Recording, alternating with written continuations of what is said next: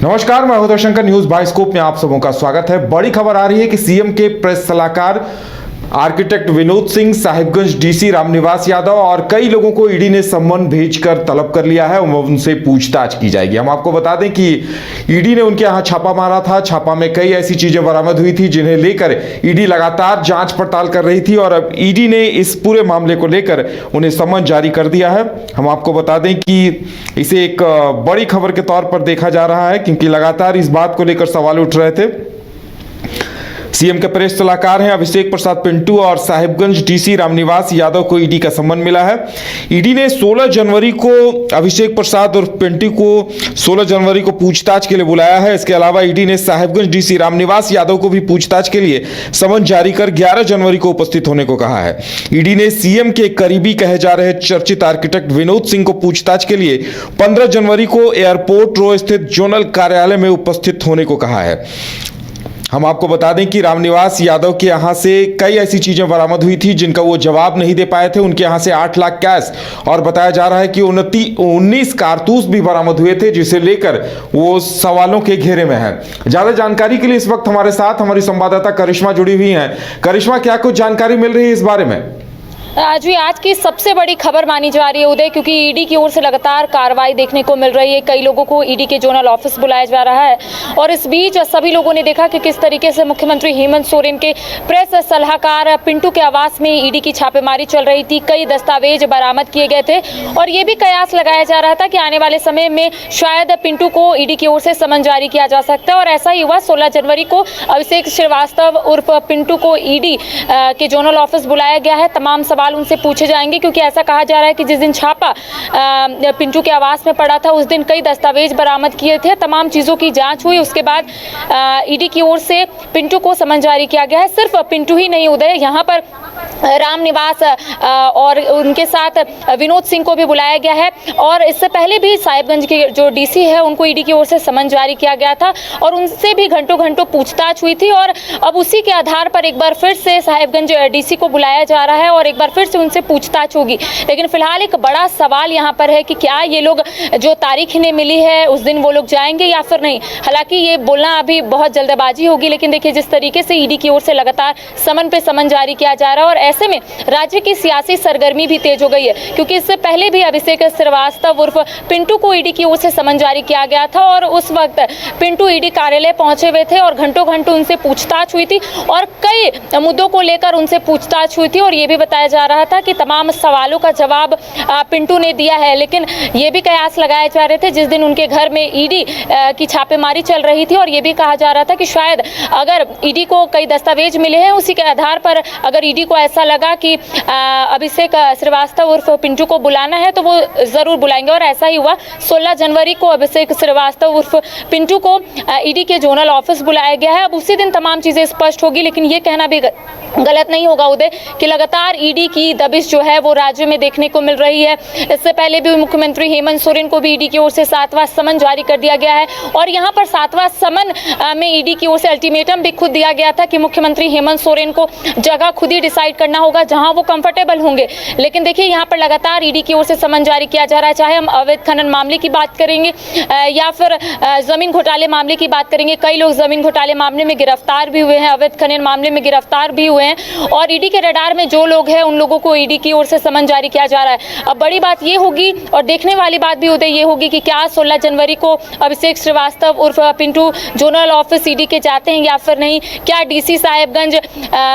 Zonal office जाते हैं कि नहीं, एक बड़ा सवाल यहाँ पर उठ रहा है। लेकिन आने वाला वक्त बताएगा और ये भी तस्वीर साफ हो जाएगी कि जब वो जोनल ऑफिस जाएंगे तो क्या कुछ चीजें निकल कर आएगी, क्योंकि सभी लोगों को पता है उदय कि किस तरीके से राज्य की सियासत तेज है। एक और जहाँ सरकार को लेकर कई बातें सामने आ रही है, वहीं दूसरी ओर ईडी की कार्रवाई, तो कई बातें यहाँ पर निकल कर सामने आ रही है। सरकार के में रहे तमाम जो लोग हैं उनका यही कहना है कि जहाँ पर गैर बीजेपी शासित राज्य है वहाँ पर सिर्फ परेशान किया जा रहा है, ईडी की दबिश से परेशान किया जा रहा है, षड्यंत्र रचाकर सरकार को गिराने की साजिश है। तो अब कह सकते हैं कि अब आने वाला वक्त बताएगा कि आखिर ईडी के अधिकारी किन किन सवाल उनसे पूछते हैं, क्योंकि साहिबगंज डीसी इससे पहले भी जा चुके हैं, पिंटू इससे पहले भी जा चुके हैं ईडी कार्यालय, लेकिन विनोद सिंह पहली बार ईडी कार्यालय जाएंगे। और जब वो जाएंगे तब चीजें स्पष्ट होगी कि आखिर उनसे क्या कुछ सवाल पूछे गए, क्योंकि कहा जा रहा है कि एक पिंटू के साथ साथ विनोद सिंह मुख्यमंत्री हेमंत सोरेन के करीबी है। तो कह सकते हैं कि अब जो सवाल होगा, जो जवाब वो लोग देंगे, उसी के आधार पर ईडी जो है आने वाले समय में कार्रवाई करेगी। जी बिल्कुल करिश्मा, बताया जा रहा है कि डीसी रामनिवास यादव की मुश्किलें इसलिए बढ़ेंगी क्योंकि उनके यहाँ से जो कारतूस बरामद हुए हैं वो उन्हें प्रतिबंधित बताया जा रहा है और इसे लेकर वो मुसीबत में फंस सकते हैं। कैश की जो बरामदगी हुई है वो तो हुई ही है, कारतूसों को लेकर भी वो फंस सकते हैं। जी जाहिर सी बात है कि अगर ईडी की ओर से किसी को समन जारी किया जा रहा है तो कई आधार होंगे और उसी आधार के अनुसार ईडी की ओर से समन जारी किया जा रहा है। और डीसी साहिबगंज हमेशा से ईडी के रडार में, ऐसा मैं इसलिए बोल रही हूँ क्योंकि इससे पहले भी ईडी की ओर से डीसी साहिबगंज को बुलाया गया था, कई सवाल उनसे पूछे गए थे और आपने सही कहा कि कारतूस के साथ साथ दस्तावेज के साथ कैश भी बरामद किए गए थे और अभी भी वो सवालों के घेरे में माफ कीजिएगा। और ऐसे में ईडी की ओर से क्या कुछ सवाल पूछे जाएंगे ये काफी महत्वपूर्ण है, क्योंकि ऐसा माना जा रहा है कि ईडी हर एक एंगल से यहाँ पर सवाल पूछ सकती है और डीसी साहिबगंज हो या फिर विनोद सिंह हो या फिर अभिषेक श्रीवास्तव उर्फ पिंटू हो, तमाम सवाल का जवाब वो लोग दे पाते हैं या फिर नहीं, क्योंकि हमेशा से ऐसा निकलकर सामने आता है कि कई बार कई लोग ईडी कार्यालय जाते हैं लेकिन संतुष्ट सवालों का जवाब नहीं दे पाते हैं। तो कह सकते हैं कि आने वाले समय में सियासी सरगर्मी जरूर तेज होगी उदय, क्योंकि भारतीय जनता पार्टी सरकार को घेरने से पीछे नहीं हट रही है। उनका कहना है कि सरकार में इतने भ्रष्टाचार है कि ईडी की ओर से समन तो उन्हें जाएगा ही। साथ ही साथ डीसी साहिबगंज इससे पहले भी जब ईडी कार्यालय गए हुए थे उनसे घंटों पूछताछ हुई, जब वो बाहर आए मीडिया से मुखातिब, जब मीडिया उनसे सवाल पूछ रहे थे तब वो भागते हुए नजर आए, वो कुछ भी बोलने से कतरा रहे थे। तो कह सकते हैं कि अब आने वाले समय में जब वो लोग ईडी कार्यालय जाएंगे तब चीजें स्पष्ट होगी, लेकिन ये भी कहना गलत नहीं होगा कि आने वाले समय में चीजें स्पष्ट तो जरूर होगी, लेकिन क्या वो लोग ईडी कार्यालय जाते हैं या फिर नहीं, क्योंकि कई बार ऐसा होता है उदय, आपने देखा होगा कि जब ईडी की ओर से समन जारी किया जाता है तो कई लोग व्यस्त रहते हैं और इसी का हवाला देते हैं कि वो लोग ईडी कार्यालय नहीं जा पाएंगे। तो कह सकते हैं कि अब आने वाला समय बताएगा कि क्या ये तीनों ईडी कार्यालय जाते हैं या फिर व्यस्त होने का हवाला देते हैं। अब ईडी जो है धीरे धीरे अपनी जो कार्रवाई है वो बढ़ाती हुई नजर आ रही है और हर एक दूसरे को लोगों को वो बुलाती हुई नजर आ रही है जो उनके रडार में आ रहे हैं। और जो दस्तावेज पिंटू श्रीवास्तव के घर से मिले हैं उस दस्तावेज के आधार पर यहाँ पर मुख्यमंत्री हेमंत सोरेन के प्रेस सलाहकार अभिषेक श्रीवास्तव उर्फ पिंटू को बुलाया गया है। अब आने वाले समय में राज्य की सियासत और भी तेज होगी, क्योंकि हर बार ऐसा देखने को मिल रहा है जब से मुख्यमंत्री हेमंत सोरेन को अवैध खनन के साथ साथ जमीन घोटाले मामले में ईडी की ओर से समन जारी किया गया था, तब से भारतीय जनता पार्टी सरकार को घेरने से पीछे नहीं हट रही है। और अब मुख्यमंत्री हेमंत सोरेन के प्रेस सलाहकार और माना जाता है कि वो मुख्यमंत्री हेमंत सोरेन के नजदीकी है, तो कह सकते हैं तमाम चीजों को टटोलने की यहाँ पर कोशिश की जाएगी और सारे सवालों का जवाब किस तरीके से वो देते, किस तरीके से टैकल करते सिचुएशन को पिंटू और विनोद सिंह के साथ साथ जो डीसी साहिबगंज किस तरीके से टैकल करती है आने वाला वक्त बताएगा। लेकिन हमारी नजर जरूर बनी रहेगी उदय कि किस तरीके से वो लोग वहां जाएंगे और अगर जाते हैं तो बाहर आकर क्या कुछ मीडिया से बोलते हैं, ये तमाम अपडेट हम अपने दर्शकों को देंगे। जी बिल्कुल करिश्मा, लगता है इसी के साथ सियासत भी और तेज हो जाएगी, क्योंकि विपक्ष लगातार सीएम को मिले सम्मान को लेकर सवाल खड़े कर रहा था और अब देखने वाली बात ये होगी कि ये जो पिंटू अभिषेक प्रसाद और पिंटू और डीसी रामनिवास यादव और आर्किटेक्ट विनोद सिंह को जो सम्मान दिया गया है उसके बाद ये लोग क्या करते हैं। लेकिन ये भी कहा जा रहा है अंदर खाने कि ईडी भी अब सख्त तेवर अपना चुकी है, ईडी के दफ्तर को पूरा कवर किया जा चुका है ताकि कौन वहां आ रहा है, जा रहा है, कौन अंदर बाहर हो रहा है, इन तमाम चीजों के बारे में लगता है कि बहुत कुछ किए जाने की तैयारी है और साथ ही अब विपक्ष भी हमला तेज कर देगा।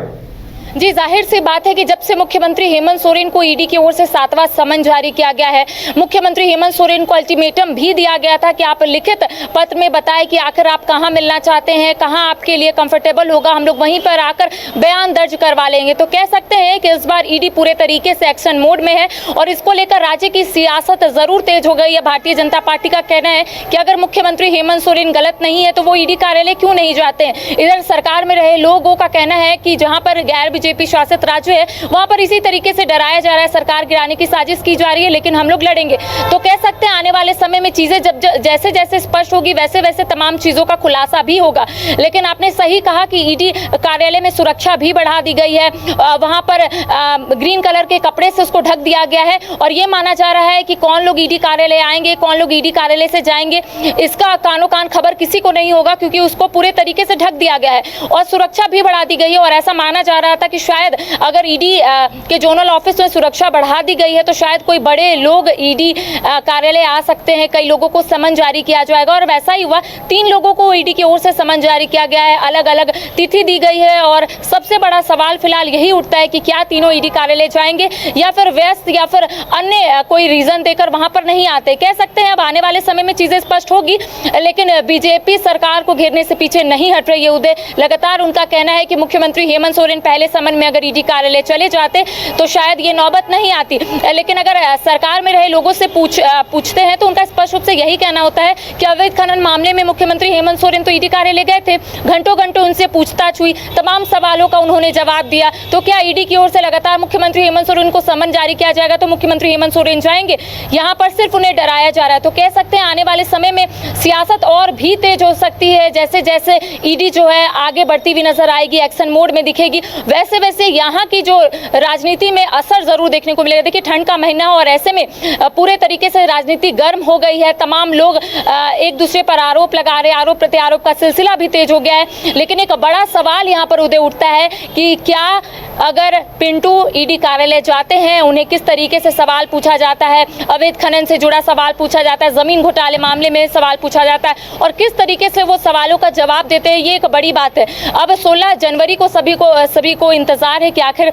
पिंटू ईडी कार्यालय जाते हैं या फिर नहीं, 11 तारीख को डीसी साहिबगंज जाते हैं या फिर नहीं और 15 तारीख को विनोद सिंह ईडी कार्यालय जाते हैं कि नहीं, ये बड़ा सवाल है और नजर हमारी वहीं पर बनी रहेगी। जी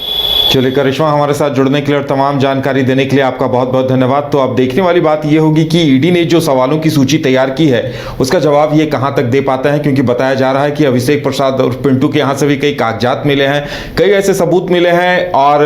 विजय हांसदा नाम के एक शख्स को पैसे देने को लेकर ईडी पूछताछ पहले भी कर चुकी है और अब रडार पर भी है। और इसके साथ आर्किटेक्ट विनोद सिंह के घर और दफ्तर दोनों जगह छापा पड़ा है और कई तरह के कागजात, कई महंगी गाड़ियां और कई ऐसे परिसर में कई ऐसी चीजें मिली हैं जिन्हें लेकर उनसे भी पूछताछ होनी है। और साथ ही डीसी रामनिवास यादव कैश के साथ साथ जो कारतूस मिले हैं, जो खाली खोखे मिले हैं, उनको लेकर सवालों के घेरे में है कि आखिर उन्होंने किस उद्देश्य से वहां कारतूस रखे थे और वो भी प्रतिबंधित कारतूस हैं जिनका वो जवाब नहीं दे पा रहे हैं। तो अब ईडी पूछताछ करेगी और देखने वाली बात ये होगी कि पूछताछ में ये पहुंचते हैं और पहुंचते हैं तो फिर जवाब क्या कुछ देता है, क्या कुछ निकल कर सामने आता है।